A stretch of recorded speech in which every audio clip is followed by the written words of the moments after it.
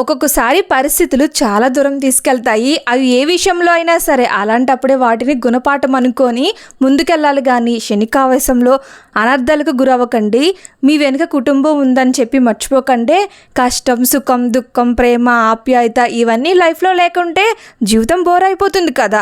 ఈరోజు చెడిన రోజులు కావచ్చు, కానీ కష్టపడే మనస్తత్వం ఉన్నప్పుడు ముందున్న రోజులన్నీ పూలబాటలు అవ్వచ్చు కదా. అందుకే ఎటువంటి పరిస్థితినైనా ఎదుర్కోండి. మనల్ని ఎవరు ఆపే చెప్పండి, ముందుంటుంది కదా మనకంటూ ఒక రోజు. అన్నీ కలిపి 100 రూపాయలు తీసుకున్నానండి. చక్కగా ఉల్లిపాయ, టమాటా, అల్లం వెల్లుల్లి మెత్తగా పేస్ట్ చేసుకొని శుభ్రం చేసుకున్న చేపల్లో పేస్ట్ని వేసాను. కారం, ఉప్పు, పసుపు, నూనె, కొంచెం ఆవాలు, మెంతులు, సరిపడ పులుపు, పచ్చిమిర్చి ఇలా అన్నీ వేసుకొని కలిపి పొయ్యి పెడితే 15 నిమిషాలు గుమగుమలాడే చిన్న చేపల పులుసు రెడీ అయింది. కొత్తిమీర వేసుకున్నాను. ఈ పులుసు పెడుతుంటే అమ్మమ్మ వాళ్ళు చిన్నప్పుడు కట్టెల పొయ్యి పెట్టిన పులుసు అయితే గుర్తొచ్చింది. ఎంతైనా రోజులు వేరు కదా.